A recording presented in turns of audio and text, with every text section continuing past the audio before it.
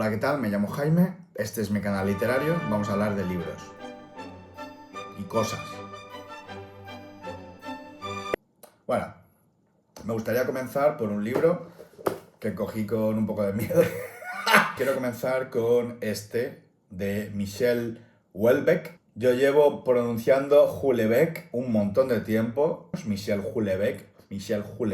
He buscado a propósito cómo se pronuncia y resulta que se pronuncia Houellebecq. Entonces, pues mira, una cosa que se lleva uno, Michel Houellebecq. Había visto la adaptación al cine de una de sus novelas, que no eran Las partículas elementales, otra, que ahora no recuerdo, una que era como postapocalíptica, aquí ya por el año 2011-12, en que todo era postapocalíptico. Me ha divertido, me ha enfadado y me ha dado asco a partes iguales. Es un ejemplo de esa decadencia de una Europa ilustrada, en mi opinión. Hay como una especie de anhelo de ese optimismo de la juventud, con el cual me identifico bastante, bueno, de la juventud, de aquellos años universitarios, el idealismo. El protagonista es una especie de funcionario agrónomo insatisfecho con su vida, probablemente en una depresión, que va al psiquiatra y este le recomienda unas pastillas con serotonina que lo mantienen vivo. A lo largo de la novela como que revisita varios momentos de su pasado, su relación horrorosas con las mujeres de su vida, relaciones con mujeres a las que ha menospreciado de un modo u otro. También explica su relación con un compañero de universidad, idealista, un noble que puede permitirse ser idealista. Y luego hay como una figura de un antiguo amor que él recuerda y como el gran amor de su vida que él perdió la oportunidad de ir a por todas con ella, ¿no? Este personaje aparece como una imagen ideal de su recuerdo que contrasta pues efectivamente con la mujer y con la situación que hoy en día cuando él intenta recuperar ese contacto y ahí viene el concepto de la imagen fantasmática, ¿no? Es decir, tiene en su cabeza una imagen de la felicidad que es inalcanzable porque no existe la persona de la que él se enamoró en su momento, él tampoco es la persona de aquel momento y es una podredumbre humana andante. La verdad es que es bastante ofensiva en muchos fragmentos, pero yo creo que precisamente porque como que te pone en la cara toda una, una hipocresía de la sociedad, especialmente Europa, ¿eh? Ese personaje del protagonista yo realmente le veo una conexión al Patrick Bateman de Bret Easton Ellis, ¿no? Que a su vez representa como todos los valores negativos de la sociedad de allí, pues algo como eso, pero aquí, ¿no? En plan, por ejemplo, toda la parte cultural, toda esa crítica al postureo intelectual de los años 70, 80, como que todo eso lo encarna en el protagonista, que no deja de ser un funcionario agrónomo que está deprimido, en fin. Mi primera novela de Michel Houellebecq, no creo que sea para todos los paladares. Yo me he quedado con ganas de más, no sé por qué. En cuanto te pones a leer un poquito del autor, casi que se te quitan las ganas, pero un poco que va bastante de acuerdo a los personajes que él retrata, ¿no? Si no estáis seguros de si os pueda gustar o no, simplemente leáis la explicación que hay en la contraportada y si os llama la atención, pues allá vosotros. Serotonina, de Michel Houellebecq. El segundo libro del que quiero hablar se trata de Ceniza en la boca, de Brenda Navarro. He disfrutado muchísimo este libro, me ha emocionado mucho. Es la historia de una chica cuyo hermano empieza la historia que se ha tirado desde un edificio y ha fallecido.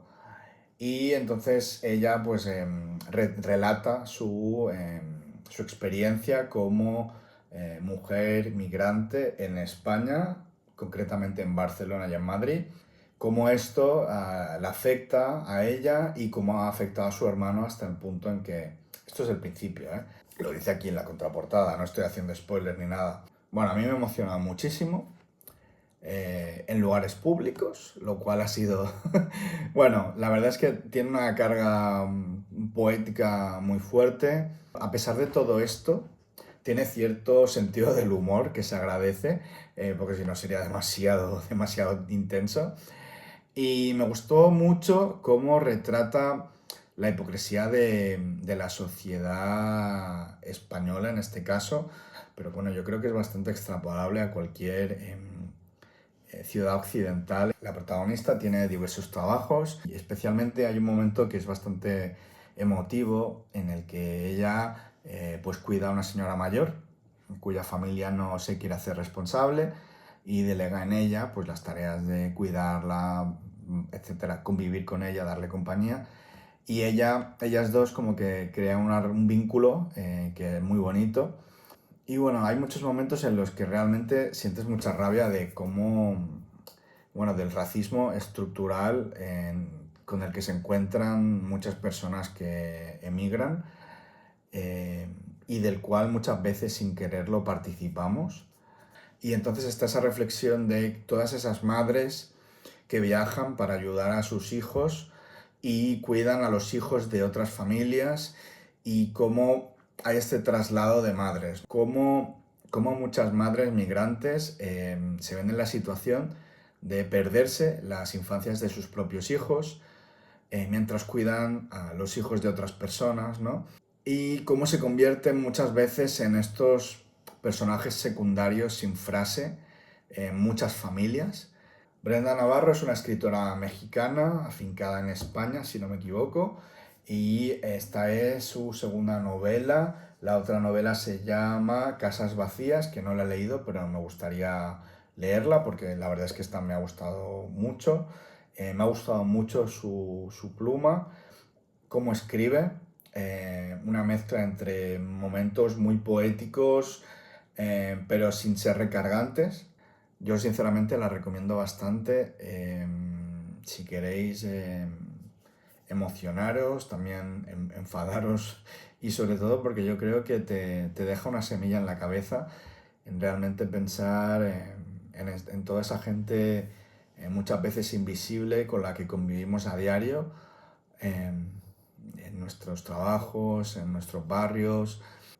Yo creo que especialmente me ha emocionado porque es una realidad con la que yo he convivido, ¿no? Muchas veces amigas, tías, familiares que se han visto en esa posición de tener que cuidar a personas mayores que no eran de su propia familia para salir adelante y cómo se perdían pues, a su propia familia en el camino, ¿no? Bueno, la siguiente novela de la que quiero hablar se trata de Las cosas, de Georges Perec, francés, publicada en el 65.